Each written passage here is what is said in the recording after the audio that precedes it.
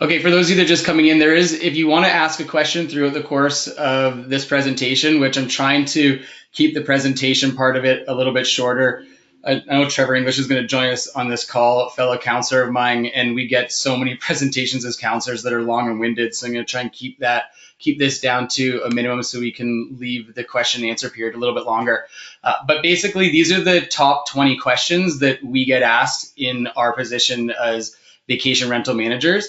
And here we go. So the number one, of course, is how much can I earn?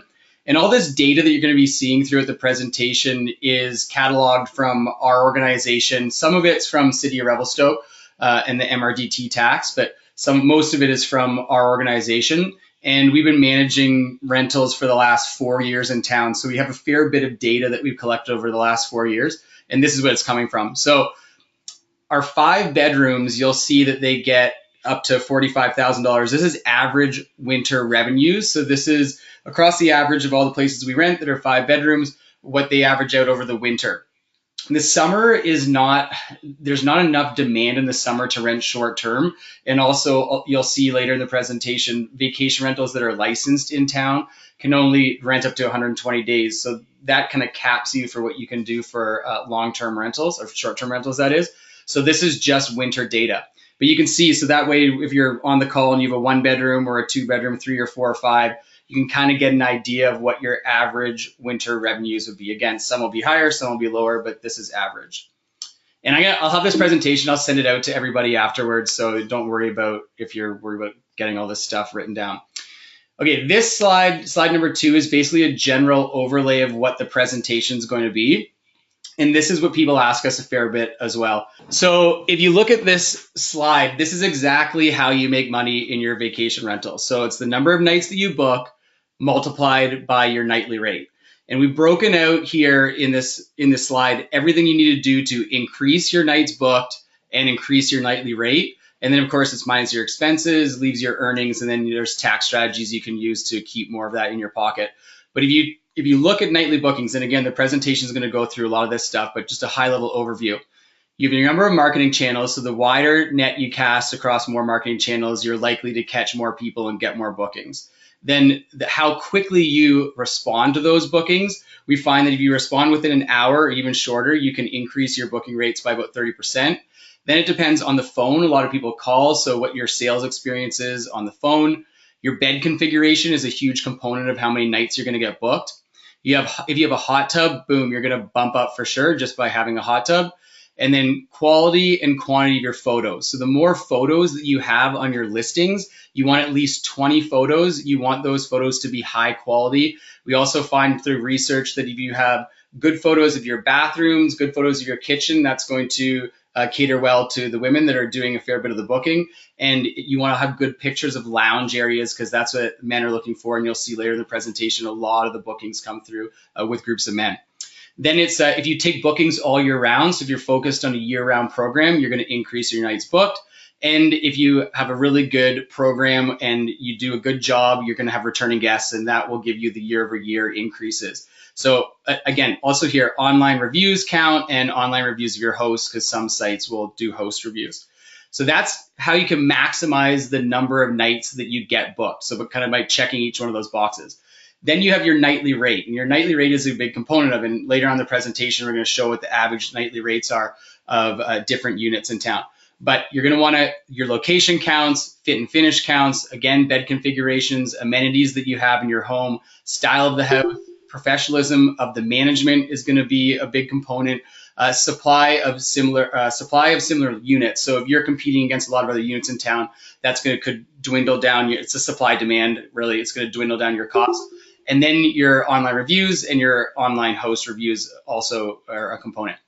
So then you got to think about your expenses. And this again is trying to get to your net income. So you have your mortgage, your property taxes, utilities, snow removal, hot tub service, cleaning, cable and internet, furnishing of your unit, the management. I don't have strata fees in here, but depending on where a unit is, you'll have strata fees, permitting and licenses, and then maintenance of your property. So again, obviously, if we can reduce those expenses over the course of a year, then that's going to increase your earnings. So this is a high-level overview of the presentation, and we're going to get into the data as we move forward. This was the longest slide. All right, moving forward. Welcome to those that are just coming into the call. you can use the chat if you have any questions. Okay, so how much should be invested into property management? Again, this is just to give you a general idea. So in Revelstoke, the companies are charging between 50 and 20% if you're getting a property management to manage your property. In Whistler, Big White, you're seeing between 50 and 50%. So that our rates are a little bit lower because of the market that we operate in.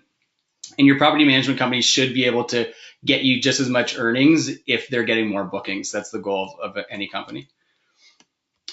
Okay, so how do I minimize damage? This is a big question that we get from people. They worry about damage, and I put this slide in here because it's not something you should lay awake at night worrying about. Because last year we did 2,467 nights that we rented through our company, and 3 of those nights had damage. So it's literally 1%. It's actually less than 1%. This chart makes it show up as 1% because that's the lowest it can go. But it's not something you need to be dramatically concerned about, but it does happen. So it's something you want to put into your equation. So properly prepping your property will reduce damage. So good signage, having furniture that's a little bit more robust, getting a higher end carpet because you know it's going to have higher traffic, that kind of stuff is going to help out.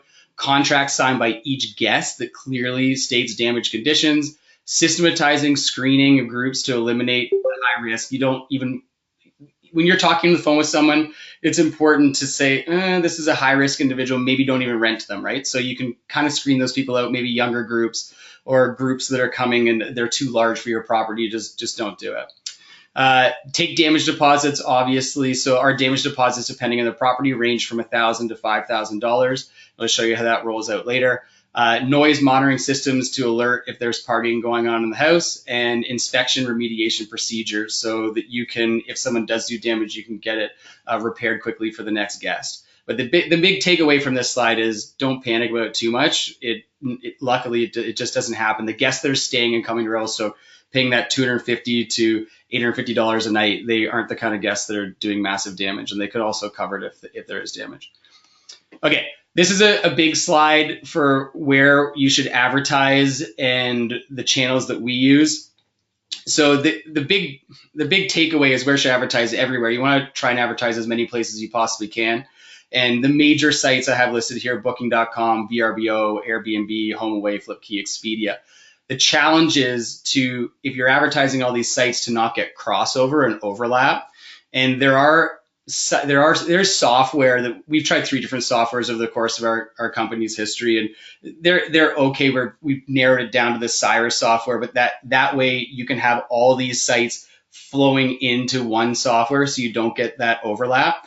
You can also use Google Calendar to a certain extent with some of the majors, but the idea is to choose one that's going to fit your market the best if you're only going to use one. And each of these break down, they have different target demographics they hit. So Airbnb is kind of the last minute guest booker, the guy who's looking for a group that's looking for a discount. VRBO, those people book earlier in advance. It's more people that are looking for a higher end product. Expedia, it hits the target audience that's coming from afar. It hits that Europe audience. It hits America a little bit more. So if you're on all of these channels, you are going to, just by nature, you're going to get more bookings because you're targeting more people.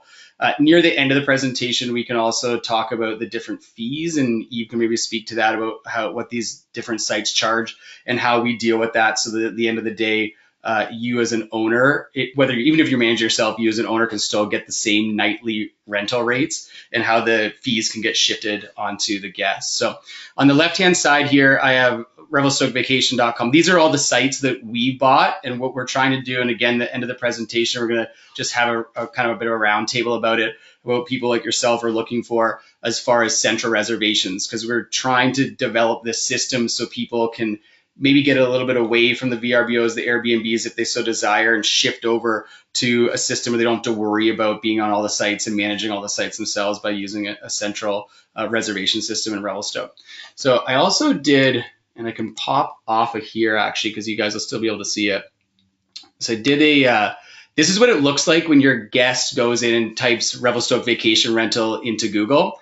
And this is why it's important to be on all these sites, right? So I know myself, when I see the top listing, it says ad, I'm less likely to click on it, but your HomeAway is obviously paid the most to be at the top. Then you have Airbnb as second. Rent by owner is third. This Canada Stays is fourth. Then you have Google's box here that has vacation rentals actually listed around the community. They're direct links to vacation rentals. Then you have VRBO, TripAdvisor, then this is our site, and then Airbnb again, and Owner Direct and HomeAway. So all of these, this is what your guest is going to see when they click in the first time. So it is important to be on each one of these sites if you can be. Okay, we'll head back to our present. Oh, sorry. This is another, I had this up too, because this is Cyrus, the channel manager that we use, and anybody can use it. You can purchase it, but it covers all of these sites. So every single one of these sites that you can use to integrate each one of them together, this is all the ones that this software will use. It's ridiculous how many sites are out there, right? So basically you definitely want to have the majors. You want to have HomeAway, you want to have Airbnb, Booking.com, you can be on TripAdvisor. Expedia is a huge one too. So the more you can be on, the better, is basically the takeaway from slide number 5.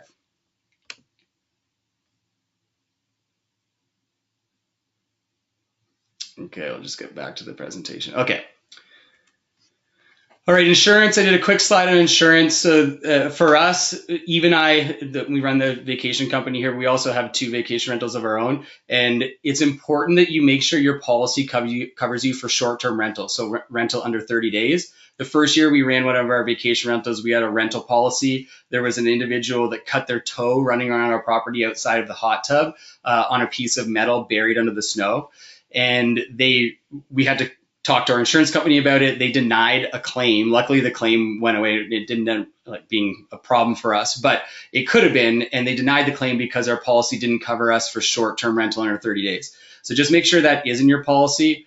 A way of keeping your policy rates a little bit lower for us, because we don't rent short-term in the summer, we'll shift from short-term in the winter to long-term in the summer. That saves us about $1,000 a year on our 2 houses. So that's something you can do. If you're in a stratified situation, I know a lot of stratas will work together to get their policy covering short-term, so you can keep your rates low that way. But definitely talk to a mortgage broker in town to try and get the best rates you can, because insurance, it's crazy. I'll get quotes that are $1,700, and I'll get quotes up to $2,800, $3,200 even. So you got to be careful with who you're getting insured through. Okay, do you need a license in Revelstoke to operate your vacation rental? Yes, in town you do. If you have, like I highlighted before, if you have a vacation rental in town, you can get a license that allow you up to 120 days of short-term rental. If you're zoned commercial in town, you can rent as much as you want. It doesn't matter. Having commercial zoning is kind of the best zoning you could possibly have. But if you don't have a commercial zoning, you can apply to the city to get it's called a vacation zoning, but what it does is it actually takes your zoning, which normally is R1 or R2, and appends a V to the end of it. So you'll have a R2V and that gives you allows you to get a license to short-term rent.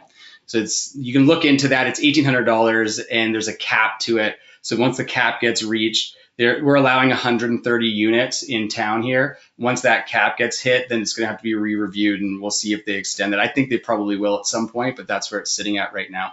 If you have more questions about that, we can cover it in the question and answer period. Noise complaints. This is people always worry about noise complaints. We don't find it happens as much as people would think. The regular groups that are coming here, they ski, the hill burns them out, they're exhausted, and they often go to sleep. But you do have some groups that are allowed. Of course, it's definitely not Panama, so it's not that bad here in Revelstoke, but it's something that you want to be cognizant of. And definitely if you're in a higher density building, like the Silver Bear units downtown or New Mackenzie Suites, you're going to have other people vacation renting in its close proximity. So it's definitely something that needs to be monitored. I put a couple notes here. So monitor noise with mobile technology. They have stuff that'll alert your phone now if noise goes over a certain decibel level. Distribute an on-call number to your neighbors so that they can call you if there's any issues going on. Quick response time if there's an actual issue, that helps out a lot. Then we have a budget that we set aside for wine, gift certificates, for if there actually is disturbance. To be honest with you, we actually get more disturbance between guests that are staying. So you have a guest complaining about another guest, but if you can go over there with a bottle of wine or a gift certificate, that goes a long way. And then during the high risk periods, New Year's drive-bys, nightly drive-bys are a help as well to make sure nothing's getting out of control. Okay, what about taxes? So this slide covers the different kind of taxes that you need to think about as a vacation rental owner. So there's your VAT taxes, which are value add tax. There's your personal income tax, and there's foreign owner tax if you are a non-resident outside of Canada. So I'll tackle the foreign owner. We can speak to that again a little bit more in depth in the question and answer. Eve does a lot of that for our company. But what you do need to know is you need to have an agent that is a Canadian agent that's responsible for your tax filing, for your foreign tax filing, and you can get taxed up to 25% of the revenue that you make if you're not a citizen of Canada. So be careful of that one. There are ways to definitely avoid it, make sure and find it, do not pay the full 25% or defer it, but it would be better to speak to that, but it's just something you need to be aware of as a foreign owner. Income tax, talk to your accountant because you can structure your ownership of your building or your unit a different ways to be better in your case scenario, but I'm not going to cover that one. What I will talk to is the value add tax. So there's 3 taxes in Canada and in Revelstoke. So we have GST, PST, and the MRDT tax. So the MRDT tax, people refer to it as the hotel tax. We'll see later on a slide coming up how much impact this tax actually makes in the community. It is a massive benefit to our community. And if it is something that you want to pay into, you can if you run your own vacation rental just by yourself. If you have a vacation management company looking after your property and they look after more than 4 properties, they need to be charging this tax. And it gets pushed out to the client, so it isn't something that is a burden to you, but it is a big benefit to the community. It's 2%, and so we pay 2% for every guest that stays, or the guest pays it, and then it gets forwarded to the provincial government, and then they kick us back 3%, and those funds go directly to Revelstoke, and they are used for building tourism infrastructure, and we built some incredible stuff with that tax. So PST, it doesn't need to be charged if you're just managing your own unit. Again, if you have a property management company looking after your unit, they manage more than 4 units, they need to be looking after PST for you. GST is something that is individual. It depends on how much income you're generating through your property. So if you remember the slide that we had when we started out and you're looking at 5 bedrooms, 3 bedrooms, 4 bedrooms, the 5 bedrooms were doing about $45,000 a year in revenue. The 2 bedrooms were doing a significant amount less than that. They were about $28,000. If you're over that $30,000 mark, you should be remitting GST. And if you do, then if you're with us, then we do it for you, so you don't have to worry about it. We kind of manage that. But if not, you should be talking to your accountant, figuring out what you should do about GST. So that's the tax slide. Super exciting. This one's a gimme. So can I still use my own property? Of course, that's the benefit of having a vacation rental in Revelstoke. You can block your days out, come out and ski when it's not being rented. I always say to our owners, do that in March because February is such a good month for generating revenue. You don't want to do it in February, and March still has really good snow, but definitely use your own property. People that are just starting out, and I know there's some people on this call that they have not run their vacation rental yet before.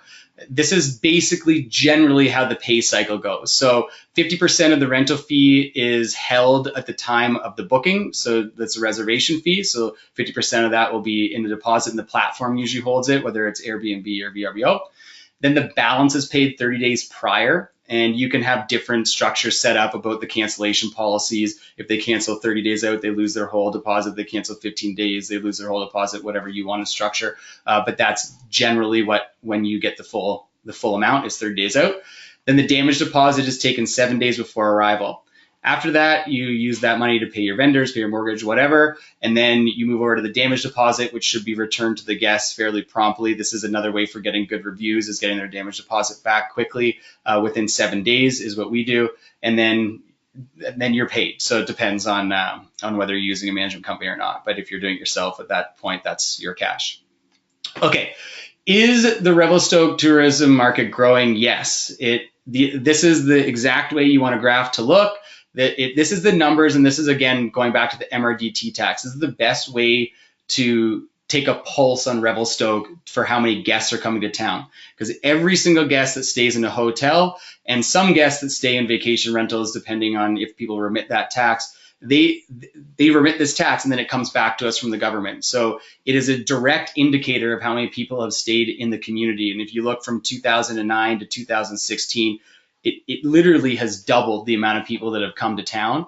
And I know that the 2017 numbers, because they report on it with the Economic Development Commission, we don't have a full year, so that's why I don't have it on the slide, but it's up from 2016. So definitely growth happening in the community. And again, so that's $605,000. It bought groomers for the cross country ski trail. It put lights for the cross country ski trail. It bought a big welcome center for the Revelstoke Snowmobile Club. It does some incredible stuff in the community. It's great that we have this cash coming back through the MRDT tax program.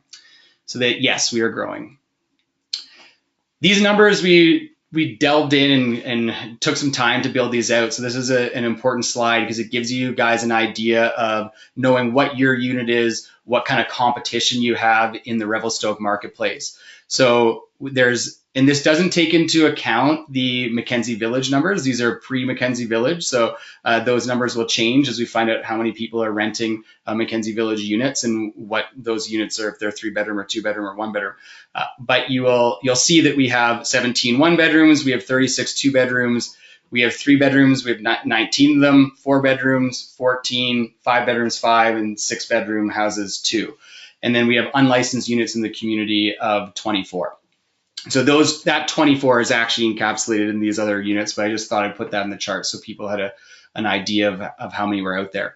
But that's your cross section. That gives you a good idea of what's out there, and it kind of also is indicative of how prices are set. Because if you have a 6-bedroom house in this community, you basically have zero competition. There's nobody out there, so you're able to set your price a little bit more, I guess, to your liking. It's almost like you're running a monopoly, an oligopoly, definitely, with only the 2 there. Or if you have a 2-bedroom unit, there's a lot of competition out there, so the market's probably going to set the price of what your unit's going to go for. All right, so our slide 12C of data is average nightly rate by unit type. So we have our 1-bedroom units, and the average, the people, when they are marketing a 1-bedroom unit, they're marketing it for up to 4 people. So you'll have maybe a king or a queen, and then you'll have a pull-out couch. That they're going for $211 a night. Our 2-bedroom, which is marketed for 5 people on average, is going for $265. Our 3-bedroom units in town, which are marketed for 8 people on average, are going for $475. 4 bedrooms, $630, and 5 bedrooms for $750. And again, these are average numbers.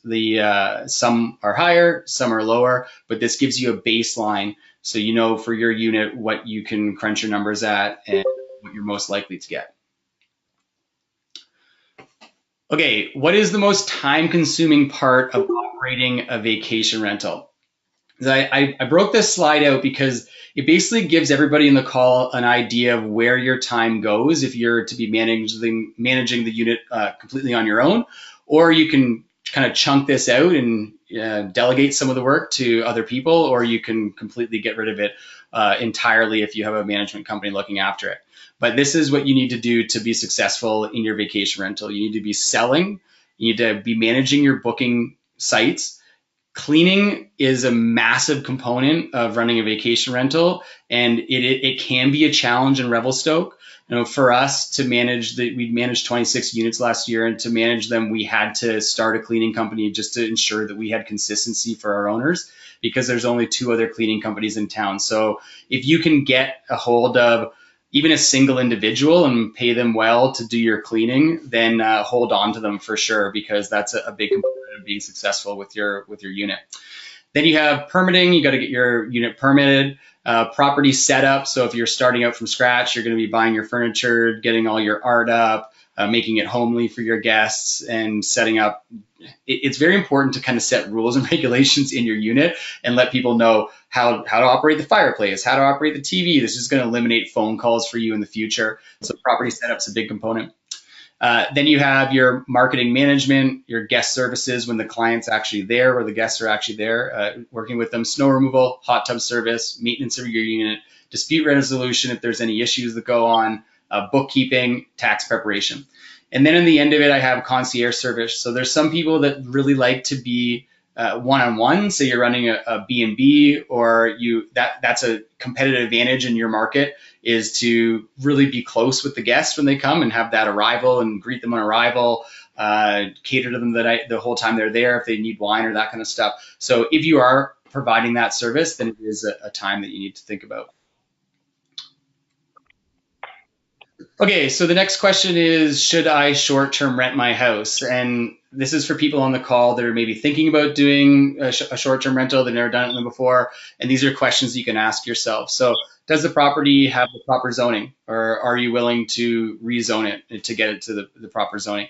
So does your house meet the minimum fit and finish threshold to attract a quality guest? I meet with a lot of owners in their house. They want a short-term rent because they want the revenues from short-term renting, but their house really isn't up to that standard that would attract a guest. So the best way to know if your house is go to Airbnb, go to VRBO, look at some of the other listings, and that's your competition out there. So as long as your house can match that, or at least be competitive in that space, then you could short-term rent it.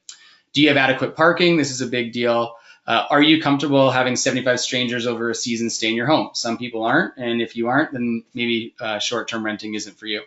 A vacation rental is very different from a long-term rental and often requires upfront capital investment. So if you're willing to invest into the property to see the returns, then you could short-term rent your house. Okay, so who is coming to Revelstoke and who's staying? Again, this is data from people that have come and stayed in our units. So it doesn't represent people coming and staying in hotels. It does not represent people that are driving through in RVs or anything of that nature, staying in motels. This is strictly for the vacation rental market that we manage, but it still gives a good cross section. So we have people coming, you can look at the chart here, Alberta, 31%, BC, 24%. The US was big over the last couple of years because of the dollar. As we know, the dollar is slowly creeping up. I think it was at 82 cents yesterday. So the stronger our dollar gets, the more expensive it is for people from the US to travel here. So from a tourism perspective, definitely for our industry, we want that dollar to stay down and low because we like seeing those US visitors come here and heli ski and enjoy the mountain. So we have some people coming from Europe and a small handful of people coming from Australia. So that's where people are coming from. And then who's coming? This is the next bit of the chart here. So it is, if you're running a vacation rental, again, this is data from us, it is mostly groups. So you have groups 28 to 35 that are making up just over 40% of the stays. Groups of men is a big component, just groups of guys coming to ski the hill or do cat skiing or heli skiing. We have some families coming, 20%, and then couples, and they're staying mostly in the 1-bedroom and 2-bedroom suites. Okay, this is another question. Should I run my vacation rental myself? And the answer is perhaps. It might make the most sense to run your vacation rental yourself instead of getting a property management company because you can avoid those fees. And so it is, do you live, these are the questions. If you can answer yes to a lot of these questions, then it might make sense for you. So do you live in the same building as your vacation unit? So this is more people that are running B&Bs, or they have a 2-bedroom suite underneath their house and it's a short-term rental. If you live above your suite, probably you are the best person to operate that suite.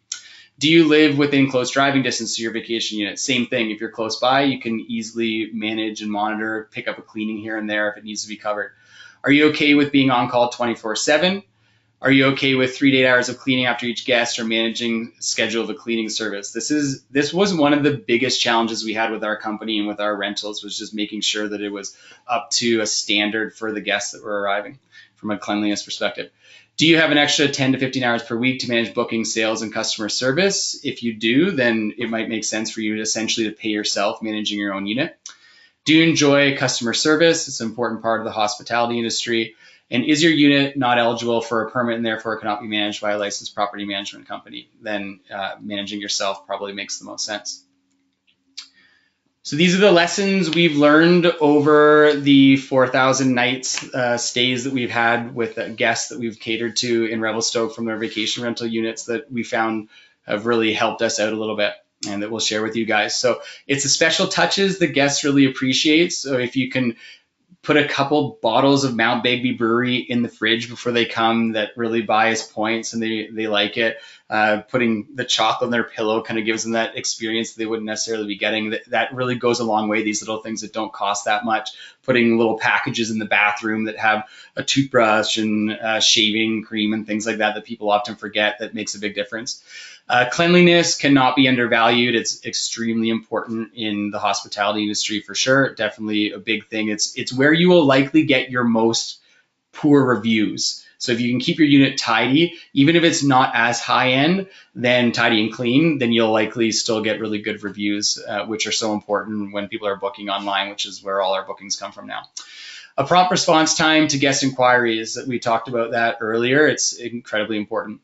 Even though guests are staying in your home, they still feel like they should be getting hotel service. So just expect that and be able to cater to them. Online ratings and reviews matter a significant amount. So everything you can do to keep your ratings positive. Another star basically will add an extra $5,000 to your pocket at the end of the day from bookings. Everyone wants a hot tub. People always debate with me about the cost of a hot tub. If you have it, it will increase your nightly bookings, no question. People want it. It's part of the ski vacation experience. Affluent guests will pay more to have security. So if they're, rather than just booking through Airbnb, if they have someone that they can talk to and they feel comfortable that their money, when they get there, there's actually going to be a unit for them to rent, they will pay a little bit more for that. We have experienced through Airbnb, and I don't know, we can talk about this in the Q&A if other people have experienced this, but their damage deposit arbitration system is terrible. So it heavily favors the guest, and the guest can basically at any point in time just decide what they want to charge you back and put it through the system. So I've spoken with Airbnb directly about this. We've been through it a few times and have come out favorably for us. But if you get into that system, feel free to contact us about it, because it can be a pain in the buns. And we've talked to Airbnb about how it's just not a good system, and it's something they're working on. And focus on putting the guest experience first, and you will always do well. So these are the kind of the big takeaways for what you can do to increase your revenue. This is the mini sales slide that I'll just go over for us and our property management company. We've been around since 2011. We're licensed by the Real Estate Council of BC. We have brick and mortar location in Revelstoke, so guests can come to it and clients can come to it. We have an audited trust account for all owners' deposits. We can do tax filings for all our owners, GST, PST, MRDT, like I touched base on. I guess the big benefit is that because you can only rent 120 days in town short term, we can offer you long-term management, which is one of the things that our company can do because we're licensed by the Real Estate Council to do long-term management. We invest a significant amount annually on marketing because, again, that's regardless of whoever's managed your property. That is the biggest thing a property management company can bring you, is making sure that you're filling those, getting the heads in beds to get those extra nights by doing a wider and deeper reach for marketing. We have sales and booking department. We have staff that are fully there answering phones all the time. And the big thing for us that we had to do, it was mandatory to service our guests and our clients, was start a hot tub, snow removal and maintenance company and cleaning company, so that we could service in those peak seasons when there just wasn't enough providers in town to handle the demand. So that's a little bit about us. So that is the presentation. So I actually wonder what the timing was. I was trying to get through. Oh, not too bad. We're on time here at 6:40 pretty much to get to some Q&A. Part of what I wanted to talk about too was this central reservation system, because if you ever booked at Big White, or if you booked through Whistler or other communities that are a little bit more established, they have that central reservation hub that's set up. So we've started to develop that, and it isn't something that we're putting our clients through it this year, but it isn't something that we're going to necessarily release to the general public this year, just because it isn't robust enough. But it is something that we would maybe be looking to do next year, and that's why we've purchased these sites. So revelstokevacation.com, revelstokevacationrentals.ca, Revelstoke Vacation Homes, all the ones that are listed here. No one had purchased bcskivacation.com yet, so that was actually available. It's always hard to get .com, so we bought that one, and then Airbnb, revelstoke.com, we purchased as well. So these are going to be lead generators essentially, just to get more traffic to book into anyone's vacation rental that wants to use it. So if people have any questions at this point regarding the vacation rental industry or anything that we've experienced in the past, or sharing of knowledge, that's kind of what I put this whole thing together for, is so that everyone can do a little bit better. The more people we attract to Revelstoke, the better the whole community is going to do. So kind of opening it up at this point for any questions. Hi, Scott. I have a question. Yeah, for sure. I just wanted to clarify, your rates are strictly a percentage of the rental amount. There's no like flat fee up front or at the end. It's strictly somewhere between that 10 and 15%. Is that correct? Yeah, that's right. Yeah, so we charge 20%, and it's only on people that book, right? That's it. And then a question that I often get is, what do you do with, so for instance, Airbnb charges 3%, and then VRBO, they're pushing up to 7% now. It changes every single year. And then Expedia actually charges 20, which is crazy. So what we do, we basically set a rate with the customer that they want to get per night, and then we'll push that extra percentage onto the guest. So if they go to Airbnb, the rate might be less than if they go to VRBO. But again, you're targeting completely different demographics, and people are used to that now in the industry, because they'll go to Trivago to book a hotel, they go to hotel.com, and the rates may be different. They may search around, but that's how we deal with the different rates of the booking channels. Okay, that's great. And then your rate includes all of those services that you listed, or are those plus, like, for example, the hot tub service and yeah. Yeah, so our rate includes all of the management, basically, of the vacation unit, but it does not include cleaning, and it does not include hot tub service or snow removal. So depending, and I don't know if you're in a strata situation, then your snow removal is taken care of by the strata. But if you have a house, like for instance, my house, we have a pretty big driveway, so it ends up costing around $250 a month to have our driveway looked after in the winter. And then the hot tub service is, again, if you have a hot tub, you need to think about that, just having it. You need, like, just the cleanliness that I talked about before. Your hot tub's really important to be cleanly. Will be your number one complaint on any of the booking channels if your hot tub isn't clean. Yeah, for sure. Yeah. Thanks for that. Yeah, for sure. Any other questions out there? Maybe that's a good sign. Maybe my presentation covered a lot of the stuff, but feel free to ask. Oh, okay. So I'll throw another question out at you. Where can we get the recording of this presentation? Yeah, for sure. So hopefully the recording worked. This is the first time that I've recorded through GoToMeeting, but I did a test earlier in the day, so I'm pretty sure it will have.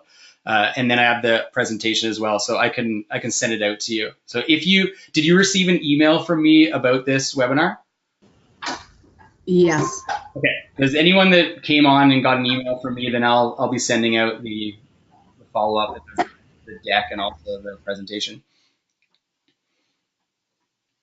I have a question. Any updates regarding applications for vacation rentals B&B with the city of Revelstoke? So, Rachel, anything in specific you're asking? I can talk to it a little bit. So I can talk to it a lot, to be honest, because we've dealt with it.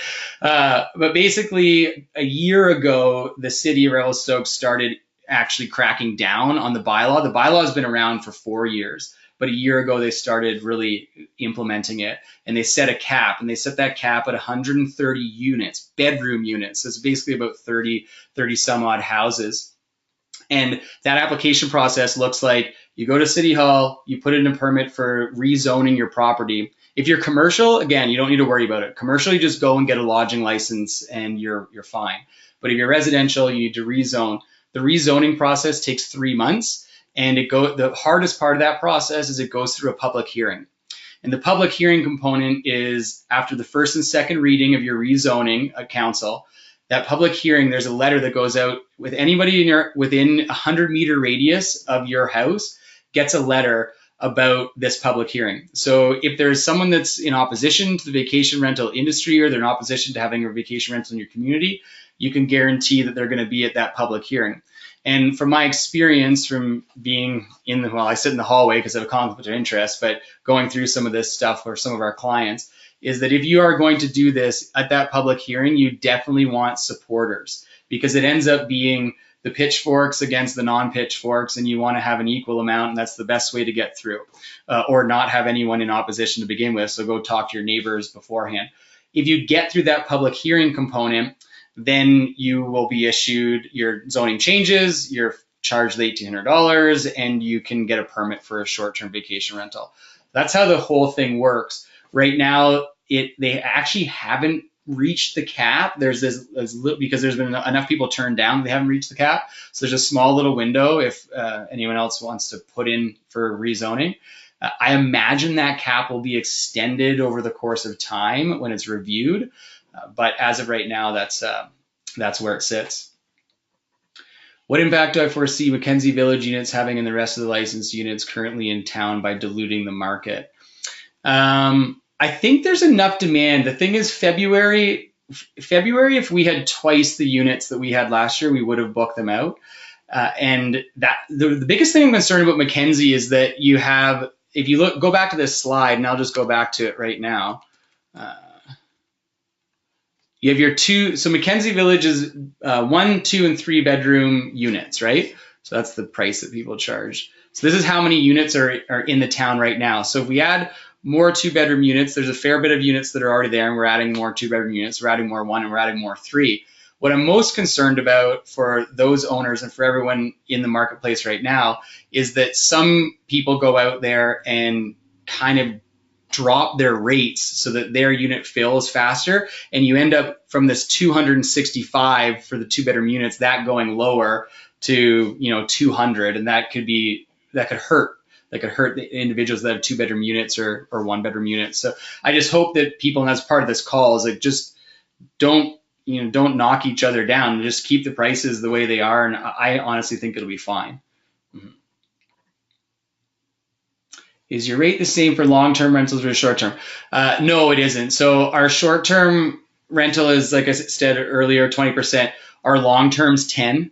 So the long-term model is completely different because there's less management involved in managing a long-term tenant through the BC Tenancy Act. But when we place a tenant, we do 50% of the first month's rent. So I don't know, Corey, what unit yours is, like how many bedrooms your unit is, but on average, a furnished 2-bedroom unit in the summer will rent for that $1,800, $2,000, something like that. So that first month, we do half of that first month, so it would be around $1,000, and then thereafter, we do 10% to manage the tenant.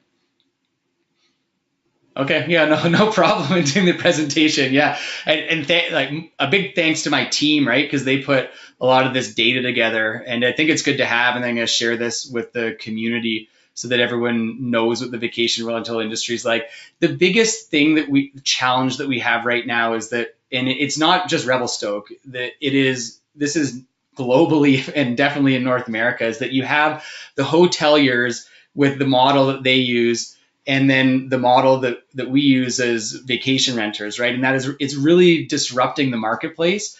And I think if everyone can work together, and we're paying in the MRDT, we become part of the Revelstoke Tourism Association, and the vacation rentals just become another element of short-term housing in the community for guests, then that's the best way to move forward. And to do that, we really need to have a group that's working together, because the Hotel Accommodation Association, they are a very strong group, and they are a big supporter of the community as far as taxes go. So we just have to be cognizant of that.